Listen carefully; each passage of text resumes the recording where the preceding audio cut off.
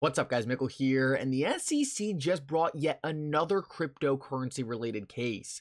In this video, we're going to go over who the SEC is going after now and why this specific case is actually extremely bullish for Ripple in their fight against the SEC. I also want to talk about a brand new filing in the Ripple SEC case that I think could have a very significant impact in making sure the Bill Hinman Ethereum Free Pass emails get made public. This just got filed last night and is something you are definitely not going to want to miss. Last of all, at the end of this video, I want to show you something absolutely outstanding. I was going over the new Flair improvement proposal that changed the distribution, and I want to show you guys just how much Flair you can get from this new distribution.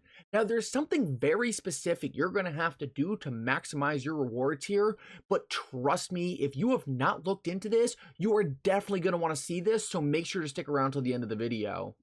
Like always, your support means so much to this channel. If you want to see more videos just like this, make sure to hit the like and subscribe button down below and turn on bell notifications. These three simple things go such a long way in helping this channel grow, and it really does mean so much to me. If you guys ever need a good place to buy some XRP or the Flair token, make sure to check out my favorite exchange, Uphold, using the link in the description of this video. With that said though, let's jump right into it, and I hope you guys enjoy the content. So real quick, don't miss your chance to get these XRP door lights. I currently have these coming from my car right now. Now, if you use the code MM during checkout, and the link for this will be in the description of this video, you will get free shipping, so make sure to check this out before they sell out. So I want to start out this video and talk about the SEC's brand new crypto case, and that is against Do Kwon and Terra Luna. Now, the SEC is actually doing something they haven't done in a while here, and that is allege that the token itself is the security. The SEC is alleging that almost every single token in the Luna ecosystem, including Luna, is a security of the Luna Foundation.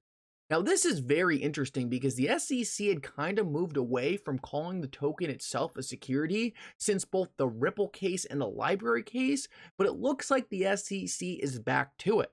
Now, there are a couple things very interesting about this filing. Now, first of all, I think it's pretty funny that once again, we see the SEC going after the bad players after the fact. It's like all this damage gets done to retail holders, and here comes the SEC to try to get as much money out of the situation as possible, meanwhile protecting absolutely no one.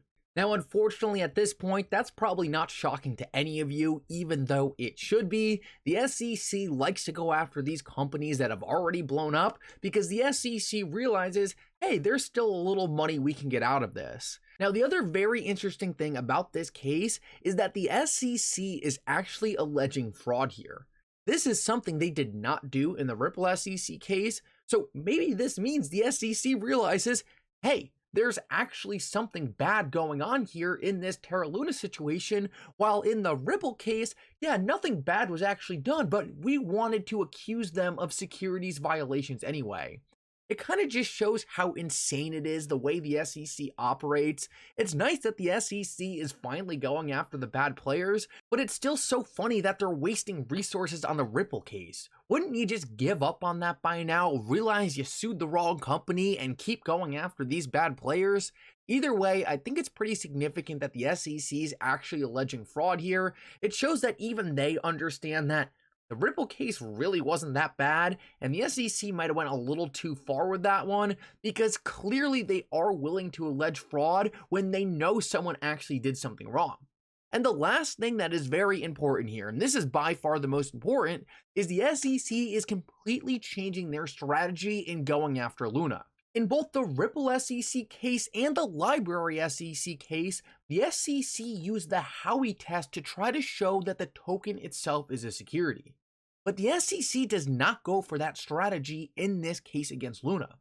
Now, this is very interesting because if the SEC was hitting home runs in the Ripple case and in the library case, well, they would keep going forward with the Howey test, because why would you not? If you thought you were making really good arguments in those cases and you felt like the judges were agreeing with you, you would keep moving forward with those arguments.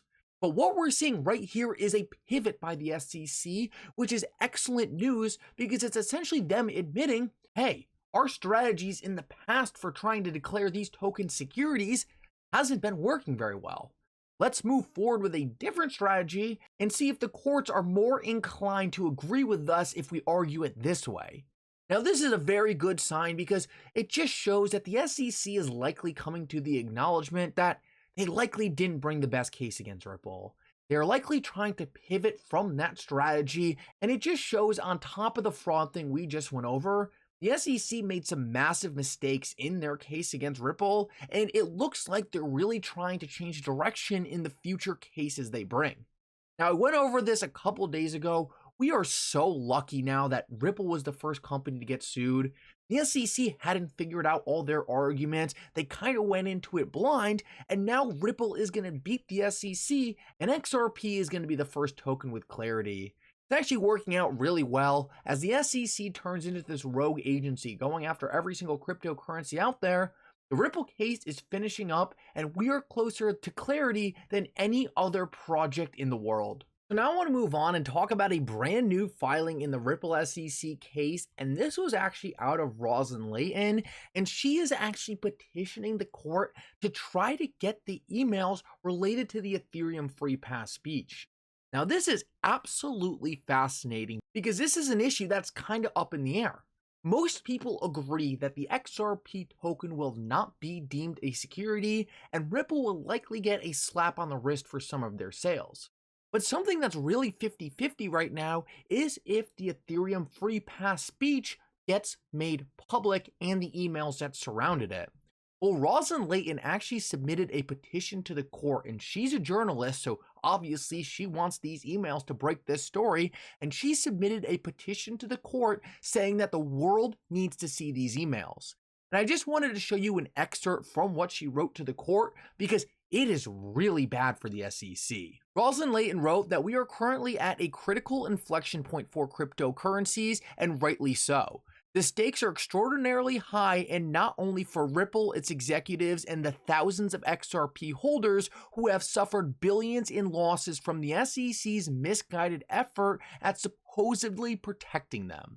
This case is also poised to determine the future of cryptocurrencies in this country, serving as a legal referendum on the SEC's entire system of regulation by enforcement for the industry. Now, this is very powerful. It doesn't specifically relate to the Hinman emails. She talks about that later in her filing, but what this is an excellent reminder to the court of what this case means.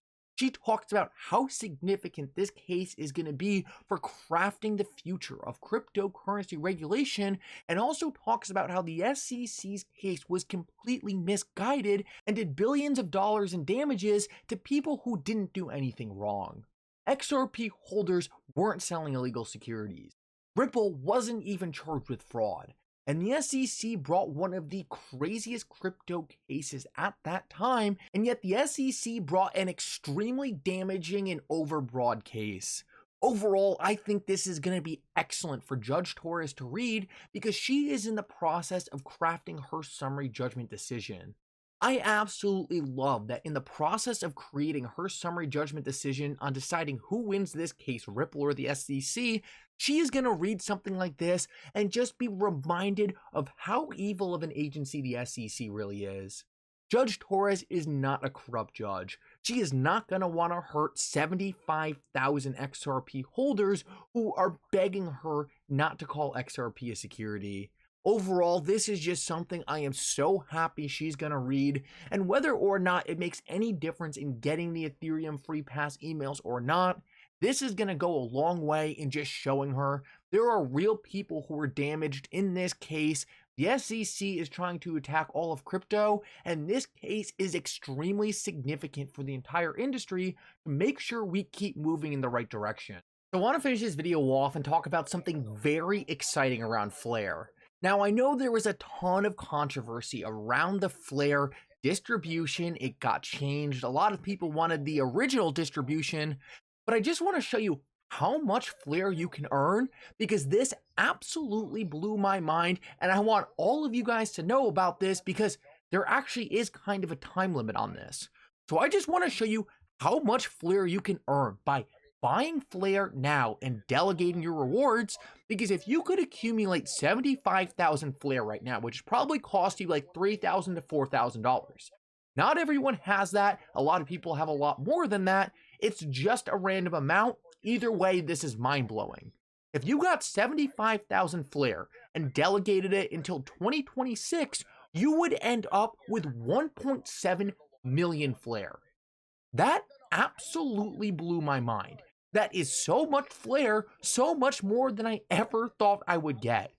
I want everyone to know this, because what you need to do to get all this Flair is actually just have your Flair wrapped in your Bifrost wallet by February 23rd. Now, you can do this after February 23rd, you can keep adding it, but essentially every single month there's going to be a date where a snapshot is taken, and if you have wrapped Flair on that date, you are going to earn an extended airdrop, which is what's going to help you get to this 1.7 million Flair if you delegate 75,000 now. So overall, my mind was blown by these rewards. I want you guys to know about it and not miss out on this, because for me, this means I'm going to get as much Flair delegated and wrapped as possible before the airdrops start. If you guys want more information on this, check out Flair Community. He has an awesome YouTube channel. It's complicated, it's hard to understand at first, but I see a massive opportunity here. Anyway, thank you so much for coming. I hope you enjoyed this update. If you did, make sure to like and subscribe. It means so much. And for now, Mickle out.